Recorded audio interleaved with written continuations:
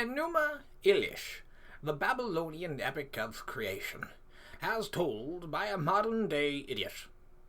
Kinda, sorta, mostly somewhat accurately. So, before there existed anything, there was still apparently something, and that something was the primordial waters. The fresh water and the salt water.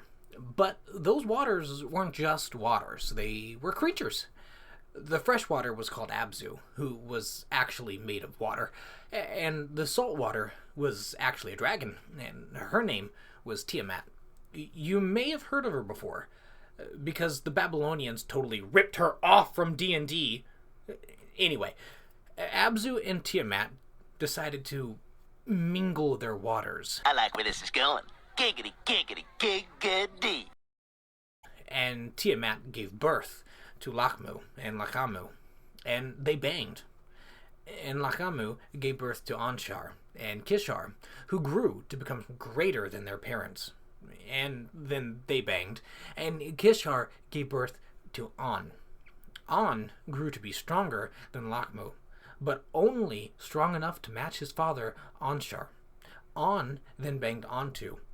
And I'm gonna take a wild guess here and say that the apple still hasn't fallen far from the tree and she was his sister, but I digress. Antu gave birth to the first of the Anunnaki, Ninma, Nisaba, Baba, Inanna, which An would also later bang, and the strongest among them, Enki. Enki was stronger than any of the other gods. He was a character of good judgment. He was wise, and he was of robust strength. The Anunnaki children would play, loudly, and their noise irritated Tiamat and Abzu. And Abzu was like, "Tiamat, shut those Anunnaki kids up! I'm trying to watch the damn game!"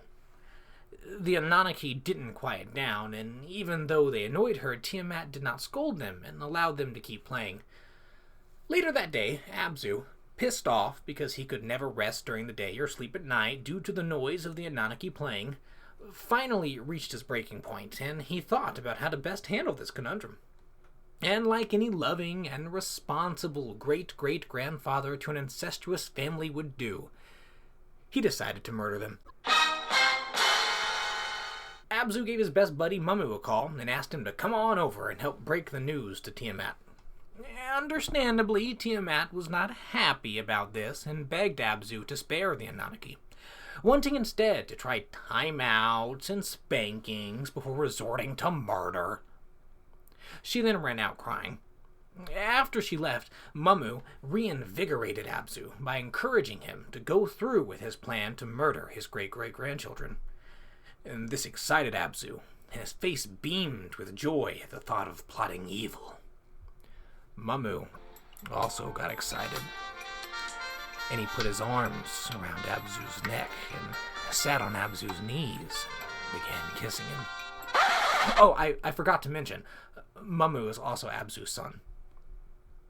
Tiamat went to the Anunnaki and told them that Abzu was plotting to kill them. All the Anunnaki panicked, all but Enki, and he did what any regular, intelligent, incestuously born, ripped grandchild would do. He went to Abzu's bedside while he was sleeping, tied Abzu and Mummu down, stabbed his great-great-grandfather to death, and then ripped his body apart and turned it into a house. He then beat Mummu, stuck a rope through Mummu's nose, and kept him as a prisoner. After all that fun, Enki settled down in his house, made from his great-great-grandfather's corpse, and married and banged his sister Ninma. Ninma gave birth to Marduk. From birth, Marduk was mighty. His figure was well developed, and the glance of his eyes was dazzling. He had 4 eyes and 4 ears, and flames shot forth from his lips as he spoke. Disclaimer, these attributes were most likely a result of generations of inbreeding. As Marduk grew, he became stronger than any of his ancestors. An granted Marduk the ability to create storms. Marduk created a hurricane, and it upset some of the other gods because they could not sleep. The other gods blamed Tiamat for their restlessness because she did not defend her husband Abzu or try to rescue her son Mummu, who was still being kept prisoner by Enki. The other gods accused Tiamat of not loving them and demanded Tiamat make war with the Anunnaki so that they could rest. Tiamat was moved by the gods' speech and accepted their demands. Tiamat then had an orgy with those gods and created an army of demons, giving birth to serpents filled with poison instead of blood.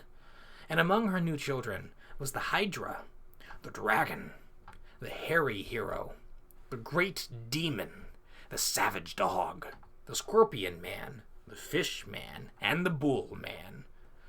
Kingu, the most toughest demon of them all, she chose to lead her army. She also married him and gave him the Tablets of Destinies, which he wore as a breastplate, because that's just a totally great place to keep those, and bestowed upon him the power of kingship. And together, Tiamat and Kingu prepared to bring ruin upon the Anunnaki.